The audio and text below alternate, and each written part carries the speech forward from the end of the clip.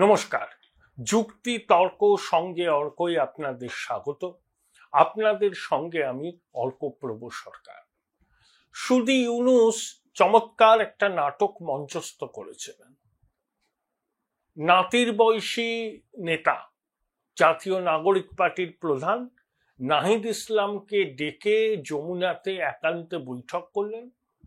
তারপর নাহিদ ইসলাম বললেন প্রফেসর ইউনুস পদত্যাগ করতে পারেন। আবার অন্য উপদেষ্টাদের সঙ্গে বৈঠক হলো, বিভিন্ন রাজনৈতিক দলের সঙ্গে বৈঠক হলো, সেখানে কিন্তু পদত্যাগের ব্যাপারে ট্যাফও করলেন না ইউনুস। বরঞ্চ তার প্রেস সচিব থেকে শুরু করে অন্যান্যরা বললেন না প্রফেসর ইউনুসই থাকছেন দায়িত্বে। তাহলে নাহিদ ইসলামকে দিয়ে ইউনুস এই কথাটা বললেন কেন? তাহলে একটাই কারণ যে তিনি জল মাপতে চেয়েছিলেন, তিনি ছেড়ে দিতে চাইছেন। এই কথা প্রচারিত হলে বাংলাদেশের সাধারণ মানুষের কি প্রতিক্রিয়া হয় সেটা যাচাই করতে চাইছিলেন।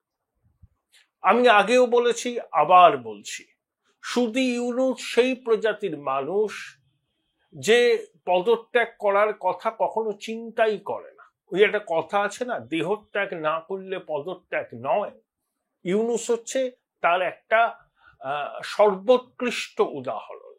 আমি চাই উনি সুস্থ থাকুন, শতায়ু হন, কিন্তু বাংলাদেশের স্বার্থে ভারতীয় উপমহাদেশের জঙ্গিবাদকে প্রভাব মুক্ত করতে সুদি ইউনুসের অবিলম্বে ইস্তফা দেওয়া উচিত।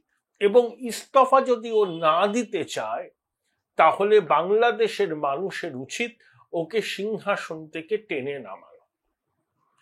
ইউনুস সেনাপ্রধান ওয়াকারুজ্জামানের প্রতি যে জালপন্নাই অসন্তুষ্ট সেটা নতুন কোনো কথা নয়, এবং ইউনুস এবং ওয়াকারুজ্জামান ইউনুসকে কনভিক্টেড বলে মনে করেন, এটাও সবাই জানে। বুকে ভারী পাথর চাপা দিয়ে ইউনুসকে অ্যাকসেপ্ট করেছিলেন ওয়াকার, সেটাও বহুবার বলেছে। ইউনুস যে ব্রেভ ফেস দেখাচ্ছে, জঙ্গি জেহাদিদের সমর্থন তার পাশে আছে বলে দাবি করছে, কিন্তু ভিতরে ভিতরে ওয়াকারের সঙ্গে একটা রফাতেও ও পৌঁছতে চাইছে। ওয়াকারুজ্জামান নির্বাচনের দাবি করেছেন, সেটাকে ইউনুস আর তার সঙ্গী সাথীরা বলছেন যে অবাঞ্ছিত হস্তক্ষেপ, উদ্দেশ্য প্রণোদিত অবাঞ্ছিত হস্তক্ষেপ।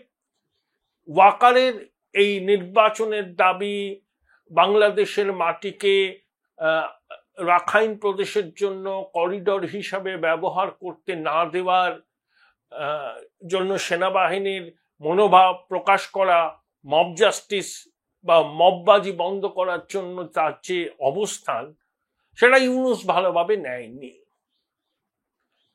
তা বিপদে পড়লেই ভারতীয় আধিপত্যবাদ, পতিত ফ্যাসিবাদের চক্রান্ত, বহিঃশত্রুর চক্রান্ত, এইসব কথা বলে। এবারও তাই বলেছে যে ভারতীয় আধিপত্যবাদ নাকি চাইছে না বাংলাদেশের নতুন ব্যবস্থাকে মেনে নিতে।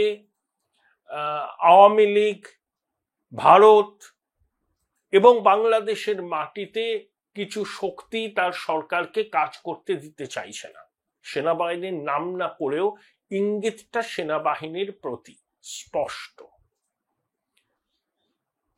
কিন্তু এসব বড় বড় কথা বললেও বিগত কয়েক ঘন্টার মধ্যে ইউনুস নাকি বাংলাদেশের উত্তরপাড়া মানে ক্যান্টনমেন্ট বা সেনানিবাসের সঙ্গে বারে বারে যোগাযোগ করেছেন। সেনা প্রধানের সঙ্গে রফাসূত্র খোঁজার জন্য বৈঠক চেয়েছেন, টেলিফোনে কথা বলতে চেয়েছেন। কিন্তু যে খবর আমরা পাচ্ছি, 8 ডজনেরও বেশি বার যমুনা থেকে উত্তরপাড়ায় ফোন গেলেও সেনাপ্রধান ওয়াকারুজ্জামান অনড় মনোভাব নিয়েছেন। অর্থাৎ ডিসেম্বরের মধ্যে নির্বাচন, অন্তর্ভুক্তিমূলক নির্বাচন, মববাজি বন্ধ করা, বাংলাদেশের মাটিকে বিদেশি শক্তির খেলার মাঠে পরিণত না করা, এই তিনটে তার দাবি।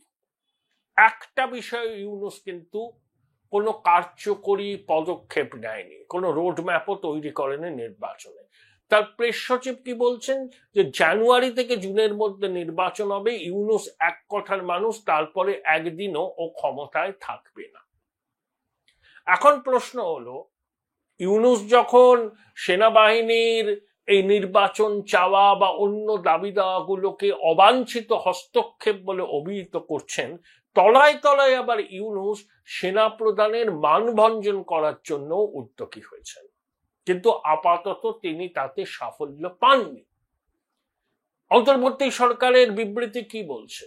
যে সংস্কার, নির্বাচন, বিচার প্রক্রিয়া এগুলো তারা সম্পাদন করতে চায়। আচ্ছা, আপনি বলুন তাহলে অনির্বাচিত, অসাংবিধানিক, দখলদারি সরকারকে এই গুরু দায়িত্ব কে দিয়েছে? সংস্কার, বিচার প্রক্রিয়া একটা চলমান প্রক্রিয়া। ভারতবর্ষে 1991 সালে নরসিমহা রাও মনমোহন সিং সংস্কার কর্মসূচির সূচনা করেছিলেন। তারপর কতদিন হয়ে গেল? 36 বছর, 35 বছর সেই সংস্কারের কর্মসূচি কিন্তু এখনো চলছে। 35 বছর পরেও সংস্কারের কর্মসূচি চলছে। তাহলে সংস্কার রাতারাতি হয় না। আর বিচার প্রক্রিয়ার দীর্ঘসূত্রিতা আছে, বিচার প্রক্রিয়াও চলমান প্রক্রিয়া। বিএনপি কিন্তু এই কথাটাই বলছে। তাহলে একটা অনির্বাচিত, অসাংবিধানিক, দখলদার সরকার বাংলাদেশের মানুষের অ্যাসপিরেশন তো পূরণ করতে পারে না, কারণ তাদের কোনো দায়বদ্ধতা নেই। এটা এনজিও চট্টগ্রাম সরকার। এই সরকারের না আছে দায়বদ্ধতা এবং না আছে কোনো সদিচ্ছা। ইউনূস পড়ে পাওয়া 14 আনার মতো 85 বছর বয়সে বাংলাদেশের রাষ্ট্র ক্ষমতা চক্রান্তের মাধ্যমে কুক্ষিগত করেছেন এবং সেই ক্ষমতা তিনি ছাড়তে চাইছেন না। তাতে বাংলাদেশ রসাতলে গেলে যাক, তাতে ওর কিছু এসে যায় না। এই সুদীবৃদ্ধ এত সুন্দরভাবে ফোলা ফোলা কাল নিয়ে মিথ্যাচার করেন, যারা ইউনূস সম্পর্কে জানেন না তাদের বিভ্রম হতেই পারে। এ হচ্ছে এক ক্ষমতা লোভী হতবীর্য বৃদ্ধ, যে আরো কয়েকটা বছর, অন্তত 6-7 বছর ক্ষমতা ভোগ করতে চায়। তার জন্য বাংলাদেশের সার্বভৌমত্বকেও যদি বিপন্ন করতে হয়, সেই বিপন্ন করার রাস্তা থেকেও সে পিছপা হবে না। এই মেসেজটা আশা করি বাংলাদেশের মানুষ এখন স্পষ্ট বুঝছেন, লাউড অ্যান্ড ক্লিয়ার। ইউনূস জানেন সেনাবাহিনী যদি চরম মনোভাব নেয় ও ক্ষমতায় থাকতে পারবে না। দেখুন, বিএনপির ভূমিকা নিয়ে আমার মনে প্রশ্ন আছে। বিএনপি বাংলাদেশের আওয়ামী লীগের পরে এখন যারা বর্তমানে আছে রাজনীতির ময়দানে সর্ববৃহৎ পার্টি। সারা বাংলাদেশ জুড়ে বিএনপির সংগঠন। বিএনপির বিরুদ্ধে তোলাবাজি, চাঁদাবাজির অভিযোগ আছে। উপসী ছাড়পোকা হয়েছিল বিএনপির একটা শ্রেণী, তারা এই অন্তর্বর্তী সরকারের সুযোগে ব্যাপক লুটপাট করছে, এটাও সত্যি। কিন্তু বিএনপির সারা বাংলাদেশ জুড়ে সংগঠন আছে, তাদের সমর্থনও আছে। কিন্তু বিএনপির নেতারা কি বলছে? বারবার করে ইউনূসের কাছে যাচ্ছেন, গিয়ে বলছেন যে নির্বাচন করতে হবে ডিসেম্বরের মধ্যে, তা না হলে তারা আন্দোলন করবে। আরে শূন্য কুম্ভের ঝংকার করে লাভ নেই। আন্দোলন যদি করতে হয়, যদি দম থাকে, তাহলে এমন আন্দোলন করুন ইউনূস বাক্স প্যাটেরা গুছিয়ে বিমান দলে পালিয়ে যাবে এবং ওর অন্য উপদেষ্টা জঙ্গি জেহাদিরা ঘরে ঢুকে যাবে, বা নইলে তথাকথিত আয়না ঘরে চালা হবে। তার বিএনপিকে তো ঠিক করতে হবে। তারেক রহমান ভার্চুয়ালি বক্তব্য রাখবেন, মির্জা ফখরুল ইসলাম আলমগীর বড় বড় কথা বলবেন, সালাউদ্দিন সাহেব বড় বড় কথা বলবেন, আমরা রাস্তায় নামবো, আন্দোলন করব। গয়েশ্বর রায় বিএনপির নেতা, তিনি ঢাকা প্রেস ক্লাবে বলেছেন যে দুর্বৃত্ত এবং স্বাধীনতা প্রেমী শক্তির মধ্যে ইউনূস ফারাক করতে পারছেন না। তিনি মৌলবাদকে প্রশ্রয় দিচ্ছেন এবং স্বাধীনতাকামী শক্তির বিরুদ্ধে অবস্থান নিচ্ছেন। তিনি হুমকি দিয়েছেন বিএনপি যদি পথে নামে ইউনূস ক্ষমতায় থাকতে পারবে না। বিএনপির মুখের গ্রাস কেড়ে নিয়েছে ইউনূস। তাহলে তারা এই নরম গরম কথা বলার মানে কি? যদি আন্দোলন করতে হয়, রাস্তায় নেমে আন্দোলন করুন। সেনাবাহিনী আপনাদের সঙ্গে আছে। সেনাবাহিনীর অবস্থান বিএনপির অবস্থানের মধ্যে কোনো ফারাক নেই। দেখুন, 2008 সালে যে নির্বাচন হয়েছিল, সেনাবাহিনীর তত্ত্বাবধানে বাংলাদেশের বহু মানুষ সেই নির্বাচনকে সমর্থন করেননি। মানে সেনা তত্ত্বাবধানে কেন ভোট হবে? সেনার কাজ তো ছাউনিতে যাওয়া। এবার 5ই আগস্টের পর ওয়াকারুজ্জামান কিন্তু সুযোগ পেয়েছিলেন ক্ষমতা দখলে, তিনি কিন্তু সেই সুযোগের সদ্ব্যবহার করেননি। ওয়াকার যা যা কথা বলেছেন, একটাই তার বক্তব্য যে তার ক্ষমতা দখলের উচ্চাশা নেই। 30,000 সেনা সদস্য ম্যাজিস্ট্রেসি পাওয়ার নিয়ে রাস্তায় আইন শৃঙ্খলা রক্ষার কাজে আছে, এটা সেনাবাহিনীর দায়িত্ব নয়। তিনি চান সেনা সদস্যরা যাতে ব্যারাকে ফিরে আসে এবং বাংলাদেশে আইন শৃঙ্খলা পরিস্থিতির নিয়ন্ত্রণে আসে। এটাই তো বক্তব্য সেনার। তা বিএনপিরও বক্তব্য তাই। তাহলে বিএনপি হাত গুটিয়ে বসে আছে কেন?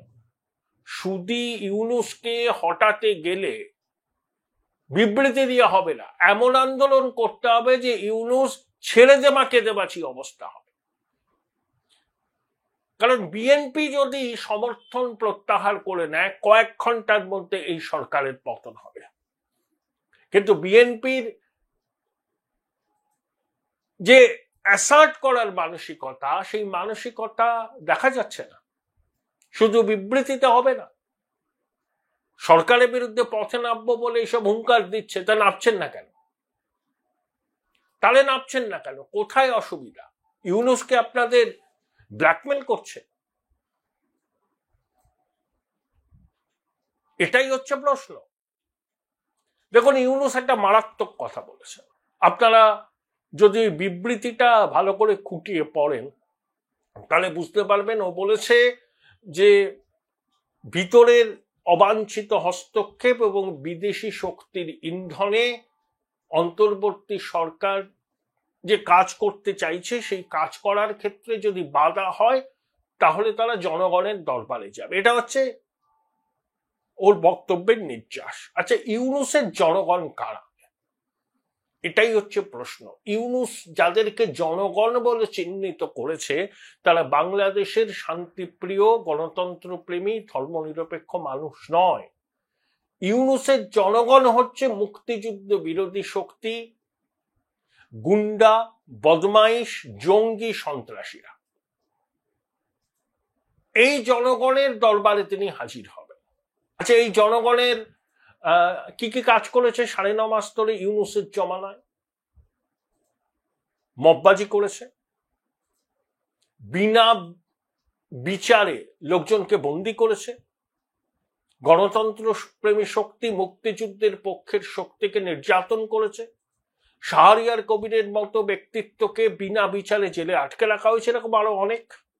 সাংবাদিকদের অ্যাক্রেডিটেশন কার্ড বাতিল করা হয়েছে, সংবাদপত্রের দপ্তর দখল করা হয়েছে, 32 নম্বর শেখ মুজিবের বাড়ি ধানমন্ডি ভেঙে চুরমার করে দেওয়া হয়েছে, প্রকাশ্য দিবালোকে মহিলাদের পোশাক বিধি নিয়ে ফতোয়া দিয়েছে, তোলাবাজি করছে, ধর্মীয় সংখ্যালঘু মানে হিন্দুদের নির্যাতন করছে। এটাই হচ্ছে ইউনূসের জনগণ, যে জনগণ ইউনূসের পাশে আছে। আসিম মাহমুদ, সাজিব ভুঁইয়া এবং মাহফুজ আলম এবং রজার রহমান, ইউনূসের নিয়োগ করা জাতীয় নিরাপত্তা উপদেষ্টা, সে বাংলাদেশের নাগরিক কিনা সন্দেহ আছে এবং সে একটি গুণধর ব্যক্তিত্ব। তার অতীতের চারিত্রিক স্খলন সম্পর্কে সবাই জানেন, বাংলাদেশের মানুষ আরো বেশি জানে। ওটা একটা দালাল। ইউনূস হচ্ছে আন্তর্জাতিক খ্যাতি সম্পন্ন র্যাকেটিয়ার, তার মনোনীত লোকজন তো দালালই হবে, দালাল শিরোমণি হবে। তেরকম রজার রহমান ওরফে খলিলুর রহমান একটা দালাল, যাকে ইউনূস নিয়োগ দিয়েছে একটাই কারণে, মিলিটারি সেক্রেটারি যে ইউনূসের দপ্তরে বসে এবং খলিলুর রহমান জাতীয় নিরাপত্তা উপদেষ্টা, দুজনে একসঙ্গে ষড়যন্ত্র করে ওয়াকারুজ্জামানকে কিভাবে পদ থেকে অপসারণ করা যায়। ওয়াকারুজ্জামান যদি আমেরিকা সফর করতেন তিনি দেশে ফিরতে পারতেন না। তার বিমান আমেরিকার বিমানবন্দরে মাটি ছোঁয়ার আগেই তিনি জেনে যেতেন যে তিনি পদ থেকে অপসারিত হয়েছেন, তার পরিবারের সদস্যদের গৃহবন্দী করা হয়েছে, করতেন। ওয়াকার মিলিটারি ইন্টেলিজেন্সের কাছ থেকে এই খবর আগে ভাগে পেয়ে তার সফর বাতিল করেন, সেনাবাহিনীর মধ্যে নিজের ভূমিকাকে কনসলিডেট করেন। তাহলে ওয়াকারুজ্জামান যে বক্তব্যগুলো দিচ্ছেন সেই বক্তব্যকে অপ্রাসঙ্গিক, অযৌক্তিক। সেনাবাহিনী তো অবশ্যই বলতে পারে, কারণ অন্তর্বর্তী সরকার গঠন করার পিছনে সেনাবাহিনীর ভূমিকা ছিল। সেনাপ্রধান 5ই অগস্ট কি বলেছিলেন? যে অন্তর্বর্তী সরকার হবে। রাষ্ট্রপতি বিবৃতি দিলেন, তার পিছনে 3 বাহিনীর প্রধান দাঁড়িয়ে রইলেন। সেনাবাহিনী তো 5ই অগস্টের পর ক্ষমতা দখল করেন। সেনাবাহিনী অন্তর্বর্তী সরকারকে সমর্থন দিয়েছিল, কারণ বাংলাদেশের মানুষ শেখ হাসিনা সরকারের পর তারা ভেবেছিলেন যে ইউনূস আসলে একটা নতুন সূর্যের উদয় হবে। কিন্তু ইউনূস তো নির্বাচন করতে আসেনি, ও এসছে ক্ষমতাকে আঁকড়ে থাকতে যতদিন সম্ভব, আমৃত্যু। সেনাপ্রধান ইউনূস সম্পর্কে ওর রিডিং ঠিক ছিল না। Join Indian Institute of Hotel Management now. Right choice, right decision. Yunus যে একজন ক্ষমতালোভী বৃদ্ধ, সেটা সেনাপ্রধান কেন বুঝতে পারেনি? তার রিডিং এ গন্ডগোল ছিল। এখন সেনাবাহিনী 9.5 মাস তাদের ভূমিকা নিয়ে অসন্তোষ আছে। তারা দেখেছে ধানমন্ডিতে বঙ্গবন্ধুর বাড়ি ধূলিসাৎ করে দেওয়া হচ্ছে, বিনা বিচারে মুক্তিযুদ্ধের পক্ষের শক্তিকে জেলে পুরে দেওয়া হচ্ছে, খুনের মামলা দেওয়া হচ্ছে। সেনাবাহিনীও কিন্তু এই সময়টায় ইউনূসের সরকারের পক্ষেই ছিল। এখন তারা বুঝতে পেরেছে যে বাংলাদেশের মানুষ এই সরকারকে চাইছে না। ঠিক যেমন 3রা অগাস্ট ওই একই সেনা দরবারে সেনাবাহিনীর তরুণ অফিসাররা বলেছিলেন যে দেশের মানুষের উপর তারা গুলি চালাতে পারবেন না শেখ হাসিনার সরকার নির্দেশ দেওয়া সত্ত্বেও। তাহলে 48 ঘন্টার মধ্যে শেখ হাসিনার সরকারের পতন হয়েছিল। তা ওয়াকার যখন জনতার দরবারে চরমপত্র দিলেন ইউনূসকে, সেটা কিন্তু বাংলাদেশের মানুষের মতেরই প্রতিফলন হয়েছে। ইউনূস এটা বুঝেও বুঝছেন না, এবং সেনাবাহিনীর তত্ত্বাবধানে একটা অন্তর্ভুক্তিমূলক নির্বাচন হোক, এটা অধিকাংশ বাংলাদেশের মানুষ চাইছে। আর কারা ইউনূসের পক্ষে আছে? ইউনূসের কথায় যারা জনগণ। আসিফ মাহমুদ সাজিব ভুঁইয়া কি বলেছিলেন? যে 5ই অগস্ট গণ অভ্যুত্থান ব্যর্থ হলে তারা সশস্ত্র সংগ্রামে যেতেন, তার জন্য প্রস্তুতি সারা হয়ে গেছিল। তার মানে প্রচুর অস্ত্রশস্ত্র গোলা বারুদ আছে, আন্তর্জাতিক সন্ত্রাসীরা আছে, সেই অস্ত্র উদ্ধার করা হয়নি। সেই অস্ত্র নিয়ে তারা যদি ক্যান্টনমেন্টে হামলা করে, তারা যদি সেনাবাহিনীর উপর ঝাঁপিয়ে পড়ে, রক্তারক্তি কাণ্ড হয়ে যাবে। ইউনূস কিন্তু এটাই চাইছে যে তার ভাষায় যে জনগণ, সেই জনগণকে লেলিয়ে দিতে সেনাবাহিনীর বিরুদ্ধে, সেই জনগণকে বাংলাদেশের মানুষের বিরুদ্ধে লেলিয়ে দিতে। সেনাবাহিনী এটা নিয়েই ভাবছে। তাদের তৎপরতা বেড়েছে। ঢাকার রাজপথে সাঁজোয়া গাড়ি দেখা যাচ্ছে। 1 কিলোমিটার দীর্ঘ অঞ্চল যে সেনানিবাসের বাইরে, সেখানে সবকিছু নিষিদ্ধ করা হয়েছে। সেনাবাহিনী গ্রেপ্তার করতে শুরু করেছে, আইএসপিআর বিবৃতি দিচ্ছে। কিন্তু ইউনূস বলেছেন আমরা জনগণের কাছে যাব যদি কাজ করতে অসুবিধা হয়, যদি অবাঞ্ছিত হস্তক্ষেপ হয়। অর্থাৎ ইউনূসের ভাষায় যে জনগণ, সেই জনগণের হাতে অস্ত্র আছে। সেই জনগণ বলতে ইউনূস জঙ্গি জিহাদিদের বুঝিয়েছেন। সেই জনগণ হচ্ছে আনসার আল্লাহ বাংলার প্রধান জাসিমউদ্দিন রহমানি, মাহফুজ আলমের অনুগামী। সাজিব ভুঁইয়া যখন বলেন অস্ত্র রেডি, আমরা সশস্ত্র অভ্যুত্থানে যেতে পারতাম, তাহলে সেই অস্ত্র এখনো আছে ইউনূসের জনগণের কাছে। অর্থাৎ সেনাবাহিনীকে ইউনূস তার জনগণের মুখোমুখি দাঁড় করিয়ে দিতে চাইছেন। অর্থাৎ রক্তাক্ত গৃহযুদ্ধের পটভূমি তৈরি। ইউনূস হুইসিল বাজালেই সেই গৃহযুদ্ধ শুরু হয়ে যাবে। আবার ইউনূস এটাও বুঝছেন যে সেনাবাহিনীর সঙ্গে তার জঙ্গি জনগণ এঁটে উঠবে না, তাই তিনি একটা কম্প্রোমাইজও করতে চাইছেন। তাই বারবার ক্যান্টনমেন্টে ইউনূসের দপ্তর থেকে ফোন যাচ্ছে সেনাপ্রধানের সঙ্গে আলাপ আলোচনার মাধ্যমে বিবাদ মেটানোর জন্য। কিন্তু যা খবর পাওয়া যাচ্ছে, সেনাপ্রধান এখনো তার অবস্থানে অনড়। তাদের দুজনের সম্পর্কের ফাটল পয়েন্ট অফ নো রিটার্নের জায়গায় চলে এসেছে।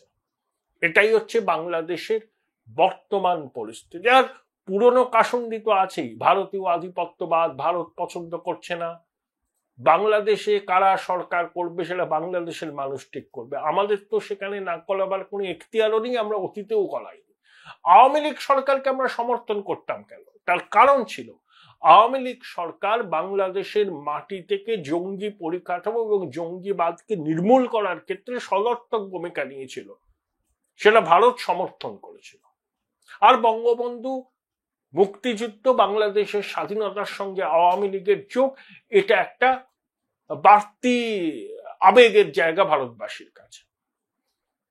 বিএনপি তো অতীতে ক্ষমতায় এসছে, তাতে কি হচ্ছে? আমাদের সঙ্গে কি কূটনৈতিক সম্পর্ক নেই? এবারে পরিস্থিতি সম্পূর্ণ আলাদা। বিএনপি ক্ষমতায় এসছে নির্বাচিত হয়ে মানুষের ভোটে, কিন্তু ইউনূস এবং তার এনজিও চট্টগ্রাম সরকারের কোনো সমর্থন নেই মানুষের। কোন অংশের সমর্থন আছে? যারা জঙ্গি জেহাদি মুক্তিযুদ্ধ বিরোধী শক্তি, তাদের সংখ্যা যাই হোক না কেন 15-20% বেশি নয় বাংলাদেশের মানুষ। সেই জনগণের হাতে অস্ত্র আছে, তাই ইউনূস বলছেন আমি জনগণের দরবারে যাব। অর্থাৎ ও যদি একবার বাঁশিটা বাজিয়ে দেয় যে তোমরা নেমে পড়ো, তোমাদের হাতে যে অস্ত্র শস্ত্র আছে সেনাবাহিনীর বিরুদ্ধে নেমে পড়ো, কি হবে বাংলাদেশে? গৃহযুদ্ধ, যেটা মাহফুজ অনেক আগে বলেছিল যে গৃহযুদ্ধ হতে পারে, তাতে ত্যাগ স্বীকার করতে পারে। ইউনূসের দল হচ্ছে জাতীয় নাগরিক পার্টি, ওগুলো ইউনূসের আশীর্বাদ ধন্য। ইউনূস ওই চক্রান্তটাই করছে। কেন? তাহলে বলছে যে আমি জনগণের কাছে যাব, অর্থাৎ অস্ত্র নিয়ে সেনাবাহিনীর উপর ঝাঁপিয়ে পড়ো। ওয়াকারুজ্জামানের জীবন সংশয় আছে, তার নিরাপত্তা সেনাবাহিনী নিশ্চিত করেছেন, তিনি বাহিনীর উপর কন্ট্রোল পুরো বজায় রেখেছেন। একই সঙ্গে যখন জঙ্গি জিহাদিদের সেনাবাহিনীর বিরুদ্ধে মাঠে নামানোর হুমকি দিচ্ছে ইউনূস, আবার অন্যদিকে তলায় তলায় ওয়াকারের সঙ্গে একটা আপোষ করারও চেষ্টা করছে। কিন্তু এখনো অব্দি ওয়াকার ইউনূসের ডাকে সাড়া দেয় না। এটাই বাংলাদেশের বর্তমান বাস্তব।